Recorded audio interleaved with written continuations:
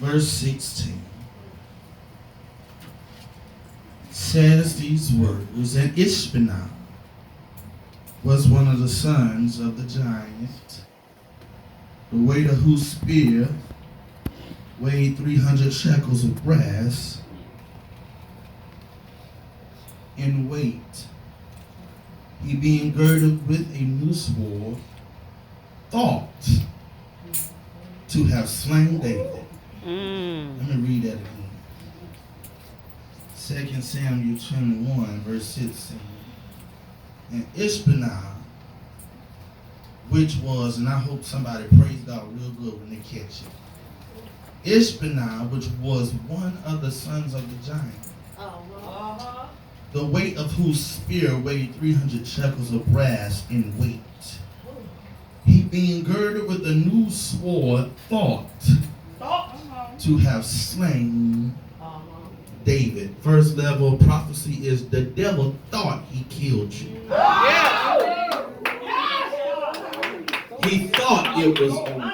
He thought he knocked you out. He thought that you were down for the count. He thought that when your body got hit with that infirmity that you was going to give up. He thought that when you lost that job that you was surely going to walk away from God. He thought that when that man walked out on you that it was going to be over for you. He thought that when that woman walked out on you it was going to be over for you. He thought that when, come on somebody, that when your house was in foreclosure or you was getting ready to be evicted that was the end, that was the wrap. He thought that you were down for the count, but what he did not know that there was an inner power on the inside of you.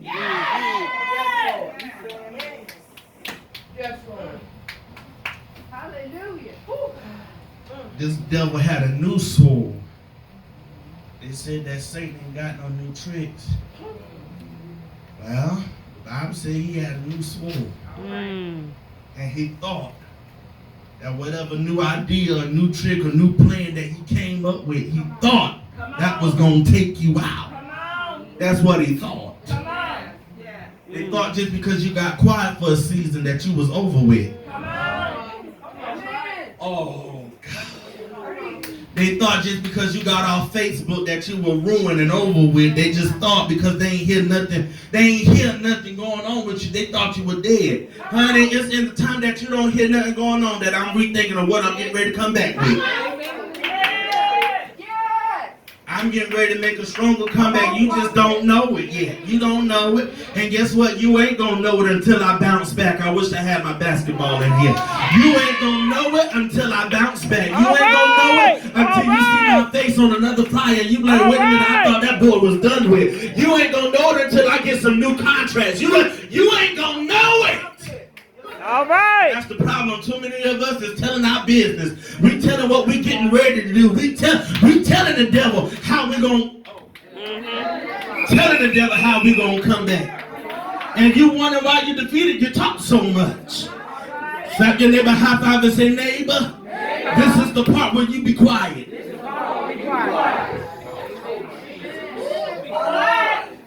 You wondering why your dreams ain't coming to fruition. You're talking too much. You wondering why your money is being held up? Tell your neighbor you talks too much. Jesus. Got to tell everything. I'm saying, I'm hoping somebody right there. I always got to tell something good getting ready to happen, you got to tell it. Then you get mad when it don't happen, you should have kept your mouth closed. The Bible said practice to be quiet. Come on, you fighting from the wrong position. When you are in a position of talking too much, you getting ready to have a losing battle. Whenever you feel that you got to always open up your mouth and defend for yourself, you fighting a losing battle. It's either God gonna be your defense or he ain't. I wish I had a church this morning. It's either God is your battle axe, it's either God is your strong tower, or he's not. I got to tell my side of the story. Your side of the story ought to be God's side of the story. Lord have mercy. Now, they ain't hear the truth. They ain't hear the truth until it come from me. Shut your mouth and let the truth come from God. Yes. That's right. That's right. All right. Help us, sir.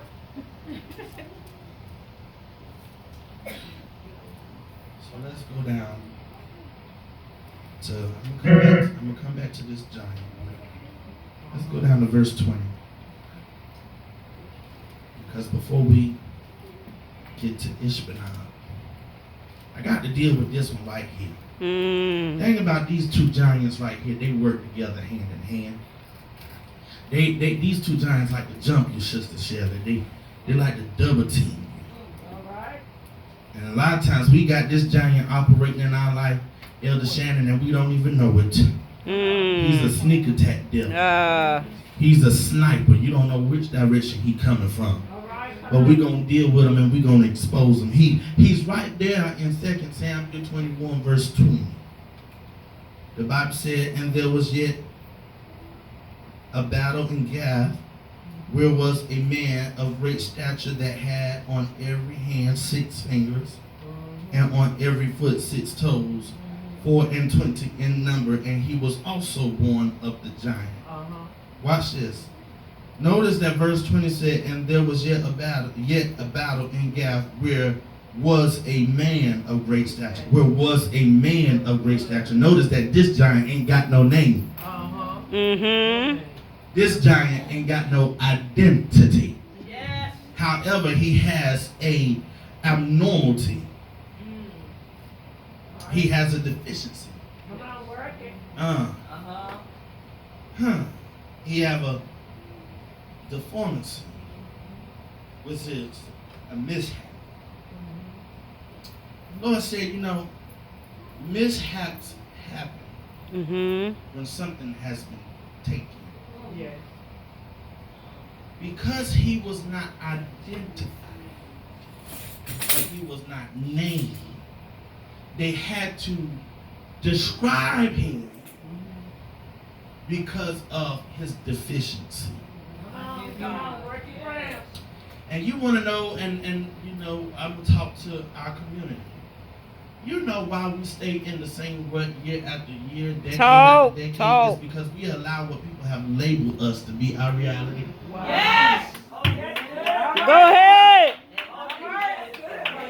He didn't have a name, but they just knew him by his deficiency. Come on now. Okay. Come on. Okay. Come on. He didn't have, the only way that they could identify him was by his trouble. Some folks don't know your name, but the only way they can identify you is by what you went through. That's right. Some folks don't know your name, but they know your downfall. That's right. They know every time you picked up a joint and smoked it. They know every time you picked up a bottle and drank. They know every time you laid on your back and opened up your legs and had another child out of wedlock. They knew about your deficiency.